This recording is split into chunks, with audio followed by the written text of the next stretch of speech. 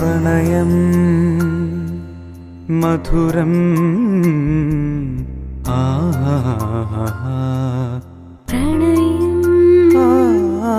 മധുരം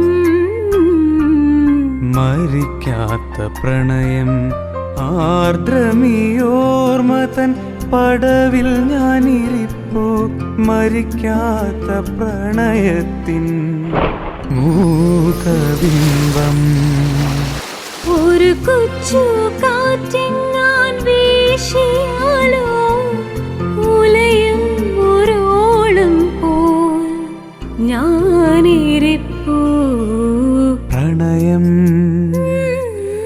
മധുരം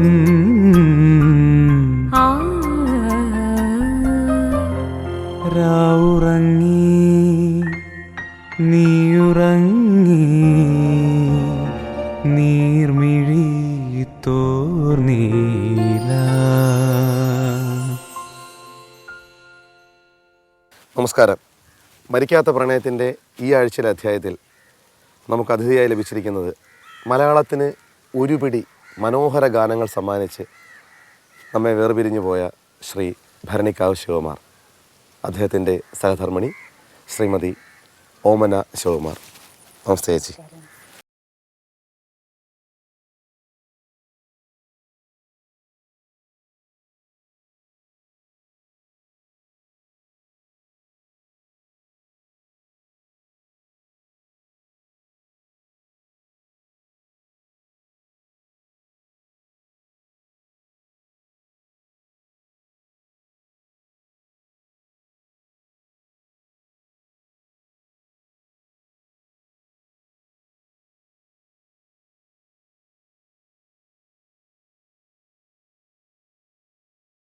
നമ്മുടെ വിഷയം മരിക്കാത്ത പ്രണയം.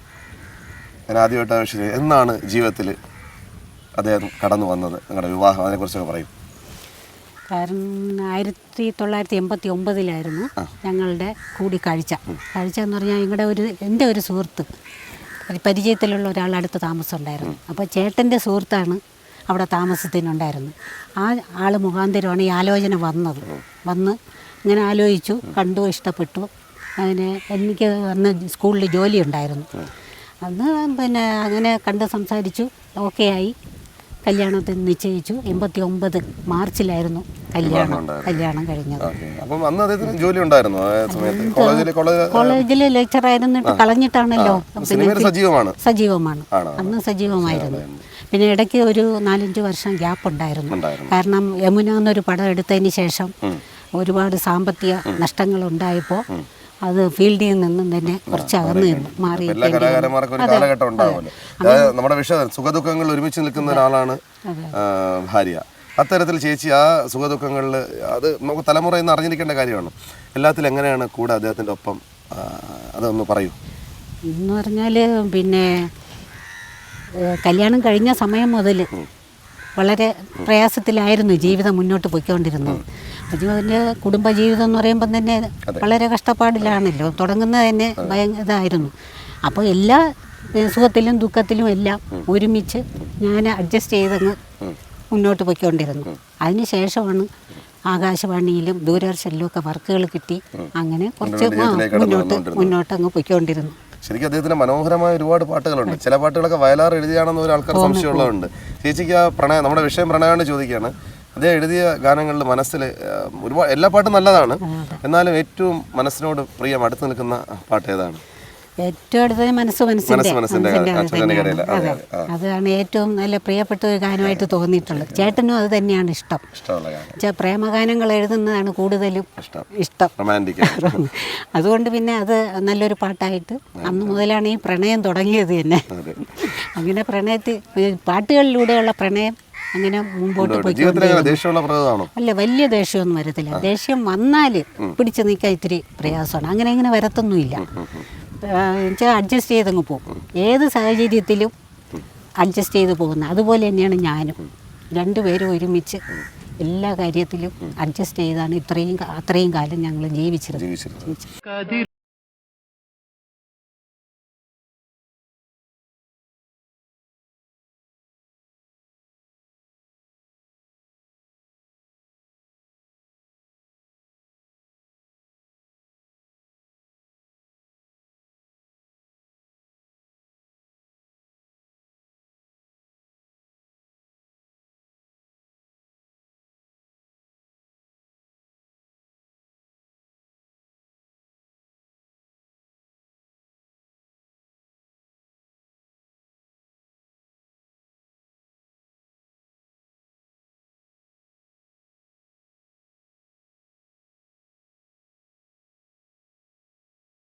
കലാകാരൻ്റെ എല്ലാ വിജയത്തിനും പിന്നിലും ഭാര്യ ഒരു സ്ത്രീ ഉണ്ടാവും, നിർണായകമായ ഘടകം. അപ്പം ചേച്ചിയുടെ മാത്രമല്ല ഒരുപാട് പേരുടെ അനുഭവങ്ങൾ എനിക്ക് ഈ ഇതിൽ പങ്കെടുത്തതിന് ശേഷം അറിയാം, അല്ലാതെ അറിയാം.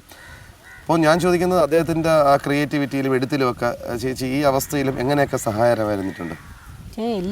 ഈ അവസ്ഥയെന്ന് പറഞ്ഞാൽ വളരെ പ്രയാസമുള്ള സാഹചര്യങ്ങളാണ് കൂടുതലും ഉണ്ടായിട്ടുള്ളത്. ആ സാഹചര്യത്തിലെല്ലാം പാട്ട് എഴുതുന്നത്, ഏത് സാഹചര്യത്തിൽ വേണമെങ്കിലും പാട്ട് എഴുതാൻ ഭയങ്കര മിടുക്കാണ്. എന്നുവെച്ചാൽ സുഖമായിരുന്നാലും ദുഃഖമായിരുന്നാലും വളരെ ടെൻഷനായിരുന്നാലും ആ പാട്ടെഴുതുന്നത് എവിടെ വെച്ചിരുന്നാലും എഴുതാം, പെട്ടെന്ന് എഴുതും. അതിന് ഒരു സാഹചര്യം ഒന്നും നോക്കില്ല. എവിടെ വേണേലും ഏത് സമയത്തും അത് എഴുതാൻ നല്ല ഇതായിരുന്നു. അങ്ങനെ ആ എഴുതുന്ന സമയത്ത് എന്നെ വിളിച്ചിട്ട് വായിച്ച് കേൾപ്പിക്കുകയും എൻ്റെ അഭിപ്രായം ചോദിക്കുകയൊക്കെ ചെയ്യുമായിരുന്നു. ഞാൻ നല്ല പ്രോത്സാഹനം കൊടുക്കും, പറയുമായിരുന്നു. അപ്പോൾ അതിൽ കൂടുതൽ പ്രോത്സാഹനം കൊടുത്തത് കൊണ്ട് മുന്നോട്ട് പോകാൻ സാധിച്ചു.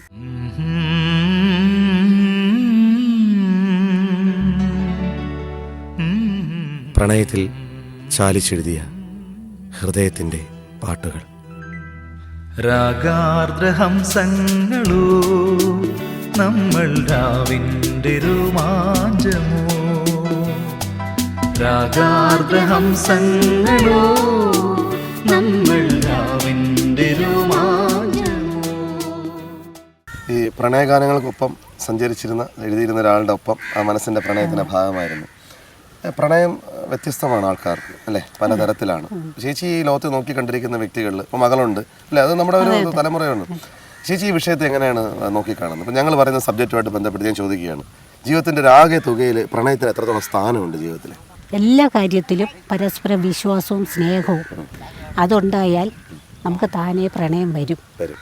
ആ ആളോട് പ്രണയം തോന്നാം, പരസ്പരം ഇങ്ങോട്ടും തോന്നാം. അങ്ങനെയാണ് പ്രണയം. അല്ലാതെ നമ്മളൊന്ന് കണ്ടു അങ്ങ് ചിരിച്ചു അതിലൂടെ പ്രണയം വരുന്നില്ല. അതെ, നമ്മളൊന്ന് കണ്ടു അങ്ങ് പോയി അത്രേ ഉള്ളൂ. ആ ഉടനെ തന്നെ പ്രണയം തോന്നണമെന്നില്ല.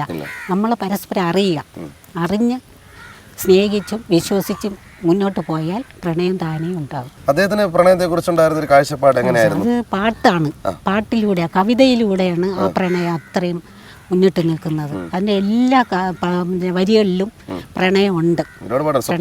അതെ, എല്ലാത്തിലും പ്രണയമാണ്. ആ പ്രണയം പിന്നെ ഉള്ളിൽ വെച്ചും കൊണ്ടാണ് എഴുതുന്നത് തന്നെ. അതുകൊണ്ട് എല്ലാ വരികളിലും ആ പ്രണയത്തിൻ്റെ ചുവയുണ്ടാവും. അതെ അതെ, സാധിച്ചു.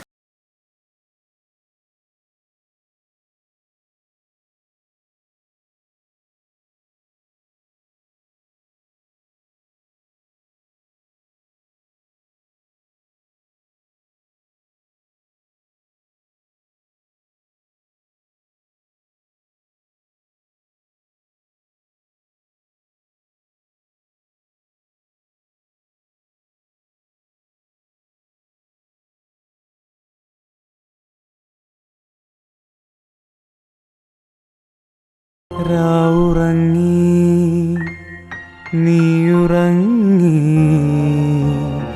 നീർമിഴി തോർന്നീല. പാട്ടുകളുടെ പുഷ്പവസന്തത്തിൽ ആ നല്ല നാളുകളുടെ കയ്യൊപ്പ് പതിഞ്ഞ ചിത്രങ്ങൾ.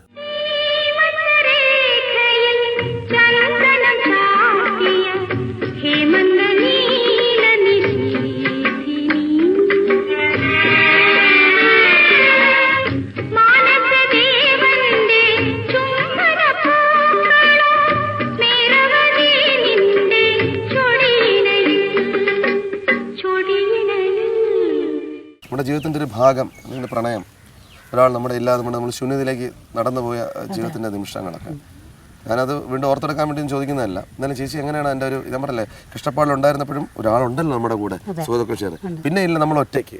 ആ ഒരവസ്ഥയൊക്കെ എങ്ങനെയാണ് ജീവിതത്തിൽ തരണം ചെയ്തെത്തിയത്?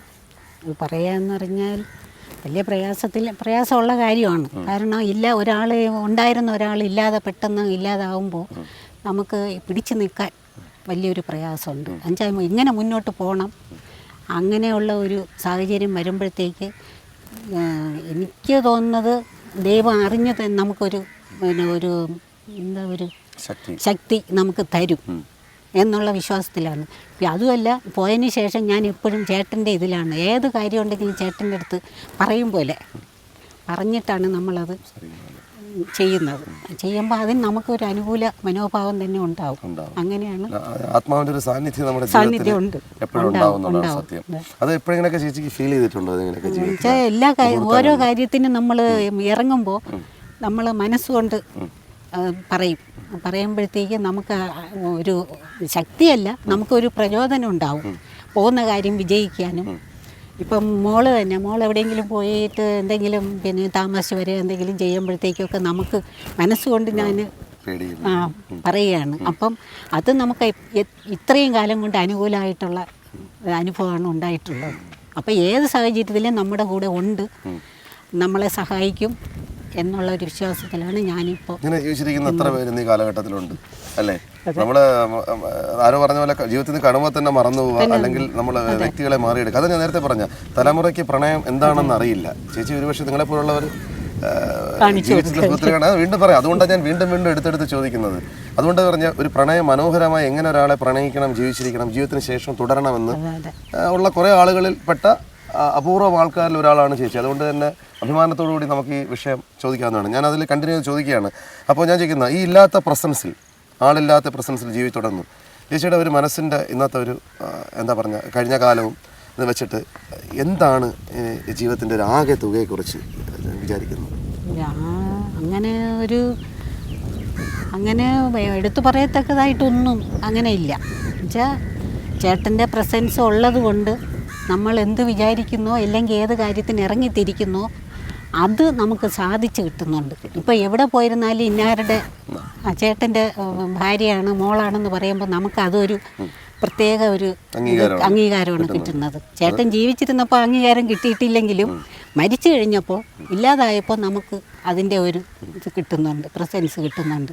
അതിൻ്റെ ഇതിലാണ് ഞങ്ങളിപ്പോൾ എവിടെ പോയിരുന്നാലും നമുക്ക് ചേട്ടൻ്റെ ഒരു അനുഗ്രഹമുണ്ട്. ഞാനിന്ന് ഈ ചോദ്യം ചോദിക്കുന്നത് പോലും അതിൻ്റെ ഒരു ഭാഗമായിട്ടാണല്ലോ. ഒരു കലാകാരന് കിട്ടുന്ന ഏറ്റവും വലിയൊരു അംഗീകാരം തന്നെയാണ്, മറ്റൊരാൾക്ക് ലഭിക്കാത്തതാണ്.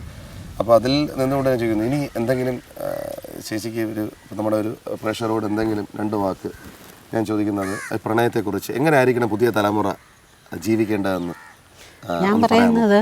പിന്നെ കണ്ടും പിന്നെ ചിരിച്ചും കൊണ്ടുള്ള പ്രണയമല്ല വേണ്ടത്. പരസ്പരം അറിഞ്ഞ് സ്നേഹിച്ച് വിശ്വസിച്ച് വേണം മുന്നോട്ട് പോകാൻ. ഓരോ തലമുറയിലും ഉള്ള ആളുകൾ അങ്ങനെ വേണം പ്രണയത്തെ കാണാൻ. ജീവിച്ചിരിക്കുന്നവർക്കൊരു എന്താ പറഞ്ഞ ഒരു മാതൃകയാണ് ജീവിച്ചിരിക്കുന്നവരുടെ തലമുറ എന്ന് പറയുന്നത്. ഒരുപാട് ദുഃഖങ്ങൾ പറഞ്ഞു, സമ്മിശ്രമാണ് സുഖ ദുഃഖങ്ങൾ ചെയ്തത്. എന്നാലും പ്രേക്ഷകരോട് അറിയാൻ വേണ്ടി നമ്മൾ കുറേ പറഞ്ഞതിനിടയിൽ മനസ്സിൽ തങ്ങി നിൽക്കുന്ന മധുരമായിട്ടുള്ള ഒരു ഓർമ്മ അദ്ദേഹത്തുള്ള. കൂടുതൽ ഈ പറഞ്ഞല്ലോ ജീവിതത്തിൽ നമ്മളെപ്പോഴും കയ്പുനീരിലൂടെ അനുഭവിച്ച് കടന്നു പോയെങ്കിലും എന്നാലും എല്ലാവർക്കും എല്ലാ കാലത്തും ഒരുപോലെ ആയിരിക്കില്ലല്ലോ. എന്തായിരിക്കും ഒരു പെട്ടെന്ന് ഓർത്ത് നമ്മോട് പറയാൻ പറ്റുന്ന ഒരു കാര്യം? ഞങ്ങളുടെ ജീവിതത്തിൽ സന്തോഷമുള്ള നിമിഷങ്ങൾ ധാരാളം ഉണ്ടായിട്ടുണ്ട്. കൂടുതലും മോള് ഉണ്ടായതിന് ശേഷമുള്ള കാര്യമാണ്.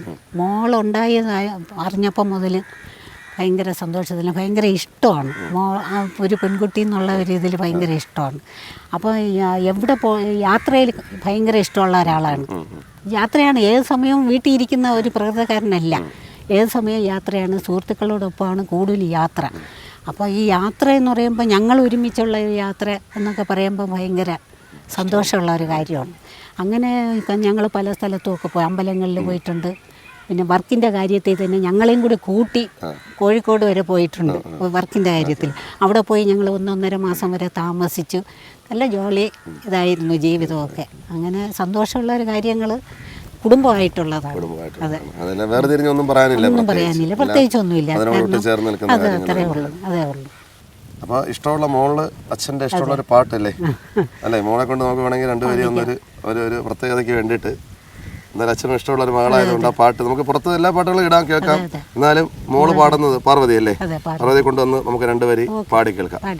പഞ്ചമി തിരുനാൾ മദനോത്സവ തിരുനാൾ കഞ്ചബാണൻ മലർശരമെയ്യും കന്മദ സൗരഭ ശൃംഗാരനാൾ പഞ്ചമി തിരുനാൾ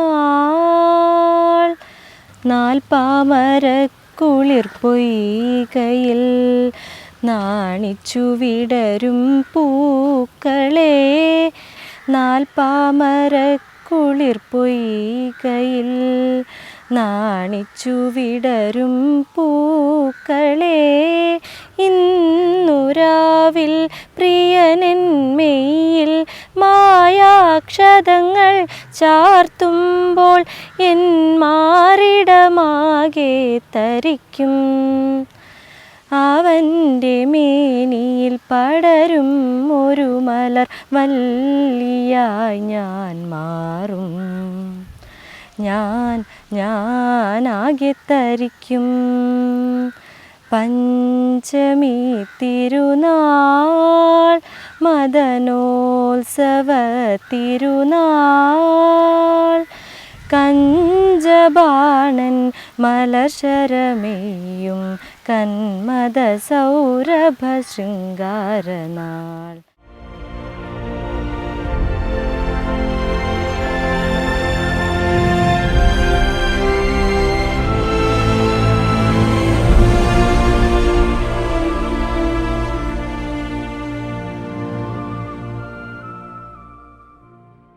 ചേട്ടൻ പെട്ടെന്നുണ്ടായ ആകസ്മികമായ പെട്ടെന്നുണ്ടായ ഒരു നിര്യാണമാണ് നടന്നത്.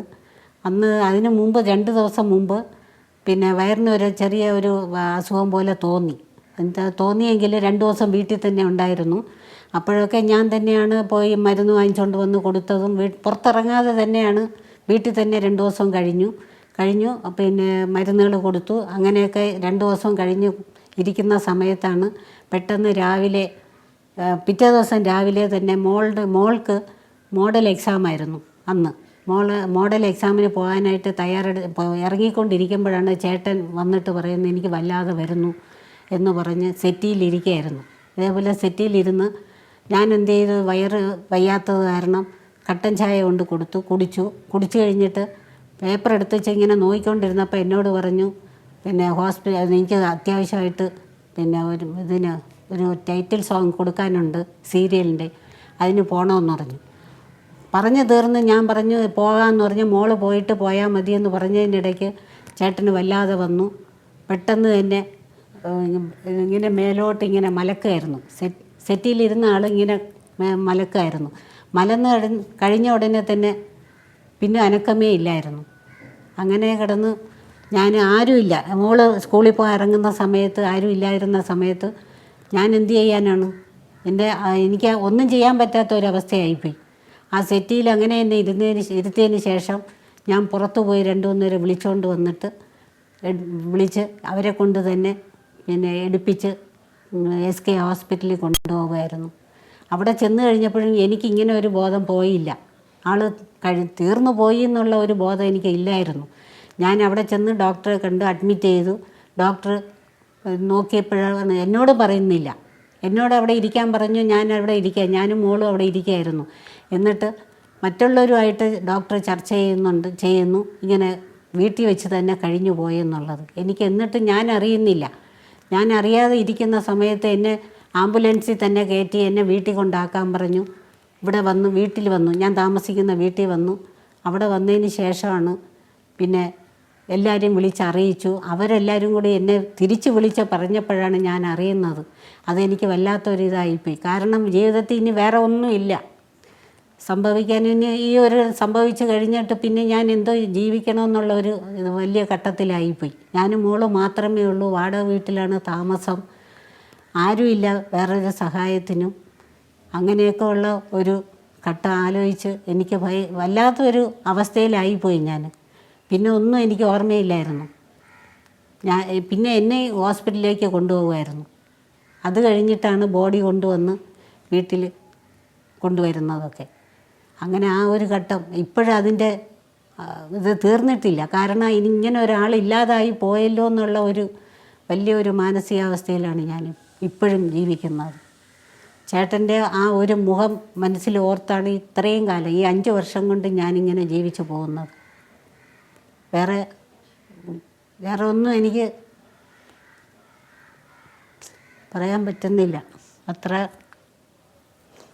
മാനസികമായിട്ട് ഞങ്ങൾ വളരെ അടുപ്പമുള്ളവരായിരുന്നു. ആ ഒരു വേർപാട് എനിക്ക് സഹിക്കാൻ പറ്റുന്നതിലും അപ്പുറമായിപ്പോയി.